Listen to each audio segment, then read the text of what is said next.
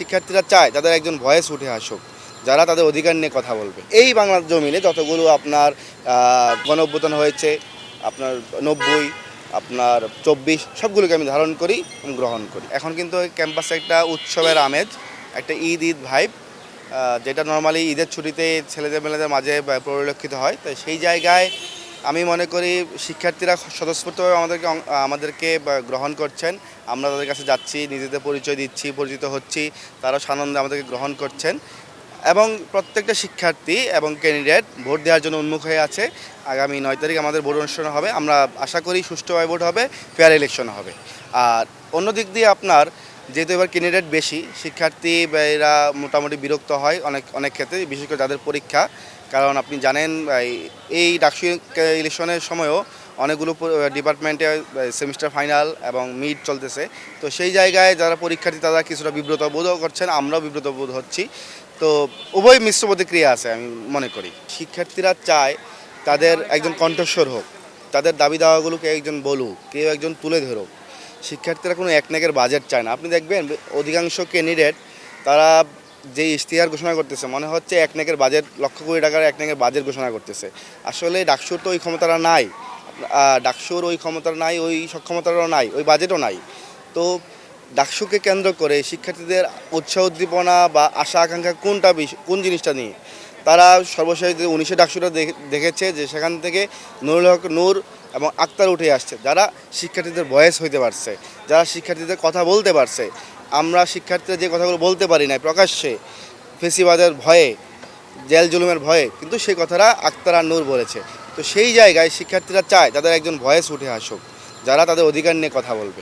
Bashundhara tissue, অশুদ্ধতার বিরুদ্ধে এক বিন্দুও ছাড় নয়।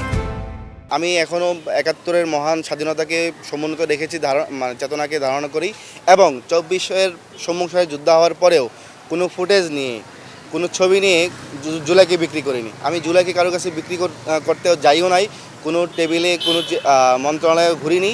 পাশাপাশি 71-কে আমি বিকিয়ে দিইনি।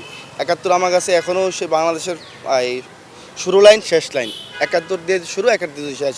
এবং এই বাংলার জমিনে যতগুলো আপনার গণ অভ্যুত্থান হয়েছে, আপনার 90, আপনার 24, সবগুলোকে আমি ধারণ করি এবং গ্রহণ করি। 5ই আগস্ট পরবর্তীতে আমরা দেখছি মুক্তিযুদ্ধকে নিয়ে একটা ভিন্ন নেগেটিভ দাঁড় করানো হচ্ছে, এক। দ্বিতীয়ত 24-এর বাংলাদেশে, 24 পরবর্তীতে বাংলাদেশকে যেভাবে উপস্থাপন করা হচ্ছে, আসলে সেই বাংলাদেশ আসলে সেটা না। এবং 24-কে খুব যেভাবে পারে সেভাবে কুক্ষিগত করছে, যেভাবে পারে সেভাবে বিক্রি করছে। একমাত্র এই প্যানেলটা যারা 71-কে ওন করে এবং 24-কে তারা সমুন্নত রাখে, 24-কে তারা তাদের লড়াইয়ের মোহনা হিসাবে ভেবে নিয়েছে।